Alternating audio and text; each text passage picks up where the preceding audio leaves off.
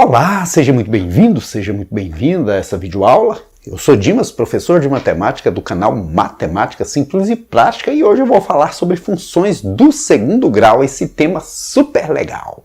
Matemática, simples, simples, simples e prática. Nesse vídeo eu vou falar sobre função do segundo grau, a função quadrática. Para você que é aluno do primeiro ano do ensino médio, essa é a 15ª aula do ano de 2022. Também para você que não é aluno do primeiro ano, mas que quer entender tudo sobre a função quadrática, essa é uma ótima oportunidade, porque nessa aula, ao falar sobre função do segundo grau, eu vou te mostrar como encontrar os zeros da função, também como fazer a construção do gráfico, como encontrar o vértice da parábola, as coordenadas do vértice da parábola, falar um pouco também sobre domínio e imagem.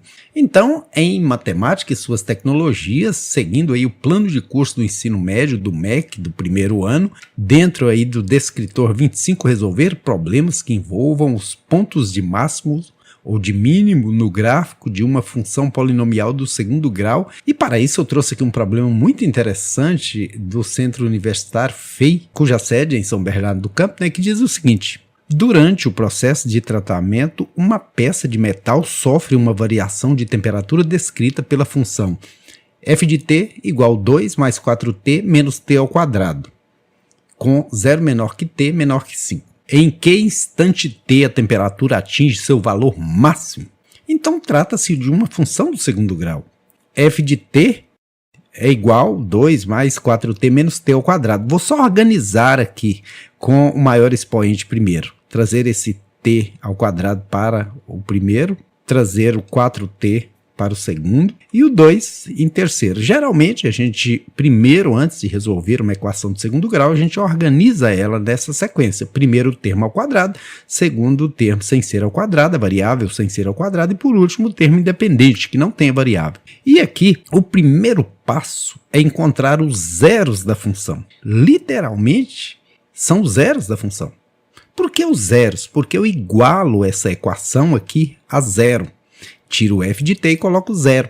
Por isso, os zeros da função, porque é o momento que eu igualo a função a zero. E ela se torna uma equação do segundo grau. O a dessa equação vale menos 1, o b vale 4, o c vale 2. E para se resolver uma equação do segundo grau, tem algumas formas diferentes: soma e produto, fatoração e a popular fórmula resolutiva, popular fórmula do Bhaskara, que é t ou x ou qualquer variável é igual a menos b mais ou menos raiz quadrada de delta sobre 2a. Então, usando aqui essas informações, t é igual a menos b. Se o b é 4, vai ser agora menos 4 mais menos.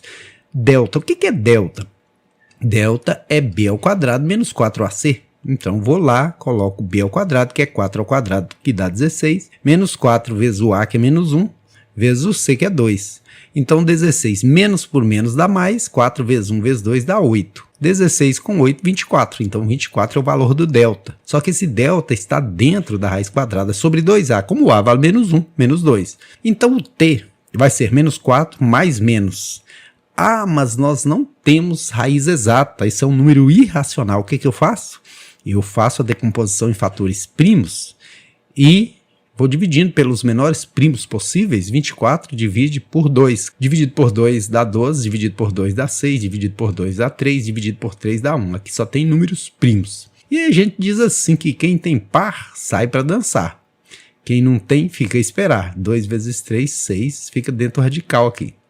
Aqui eu ainda posso simplificar, porque quando a gente simplifica, simplifica. Então o que eu faço? Vou dividir todos os termos por menos 2. Menos 4 dividido por menos 2 dá 2 positivo, porque menos por menos dá mais, 4 dividido por 2 dá 2.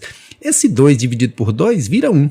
Uma vez raiz de 6 mesmo. E aqui tem um mais e tem um menos, então eu tenho que fazer uma hora usando esse sinalzinho de mais, que vai ser t' igual 2 mais raiz quadrada de 6, e outra hora usando esse sinalzinho de menos. Então vai ser, ter duas linhas vai ser igual 2 menos raiz quadrada de 6. Assim eu usei o mais no ramal de cima e usei o menos no ramal de baixo. Agora eu já posso construir o gráfico, porque eu já tenho os zeros da função. Ou seja, os pontos onde a parábola vai interceptar o eixo horizontal. Aqui, geralmente a gente chama esse eixo horizontal de x, mas aqui eu vou chamar de t, né, porque está vindo com t desde lá do início. e o vertical de y mesmo. Então aqui eu tenho os zeros da função, os valores de t, onde esse eixo vai ser interceptado. Esse está do lado negativo, porque 2 menos raiz de 6, raiz de 6 é um pouquinho mais que 2, porque 2 é a raiz de 4. Então se eu tenho um valor que tem módulo maior que 2, então ele vai passar para os negativos, né? Se você, numa suposição, se isso fosse 2,5 negativo, 2 menos 2,5 seria menos 0,5, então estaria à esquerda aqui.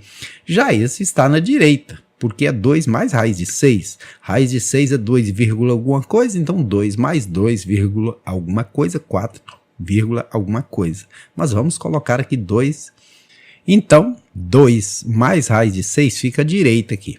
Como a nossa função tem o A negativo, ou seja, esse T é negativo, a concavidade da parábola vai ser voltada para baixo. Quando o A é negativo, concavidade para baixo, boca para baixo. Quando o A é positivo, concavidade para cima. Então, concavidade para baixo deu essa parábolazinha. 2 detalhes. Por que tem esse pontilhado aqui? Primeiro detalhe. Porque aqui o domínio diz que o T precisa ser maior que 0.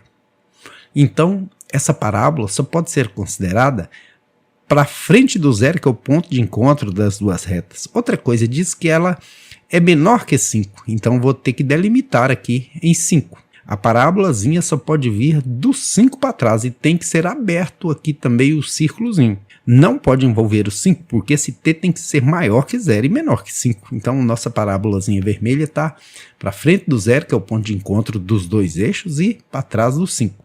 Outro detalhe, terceiro detalhe super importante, esse 2 aqui, que é o C, é sempre, sem exceção, o ponto de interseção do eixo Y.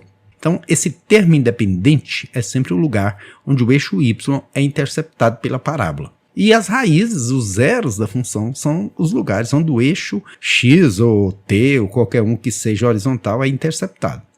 Outro quarto detalhe muito importante é o significado aqui do B da nossa função, ABC. O que o B significa? Significa que o eixo Y vai ser interceptado num ramo crescente, ou seja, a parábola vai passar pelo eixo Y subindo toda vez que esse B for positivo.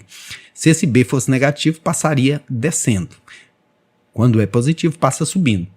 Agora, a pergunta é, em que instante T a temperatura atinge o seu valor máximo? O valor máximo está aqui no fundo do quadro. Quanto que vale o X aqui? Como que você descobre isso? Tem duas formas, ou pela fórmula, que você tem que decorar, e eu não gosto de decoreba, ou pela lógica. Então a lógica é a soma desses dois valores dividida ao meio. Você caça a média aritmética, soma os dois e divide ao meio. Esse mais esse e divide por 2. E quando a gente simplifica. Na matemática, os opostos não se atraem, eles se eliminam. Então aqui menos raiz de 6 elimina mais raiz de 6. Sobrou 2 mais 2, 4 no numerador.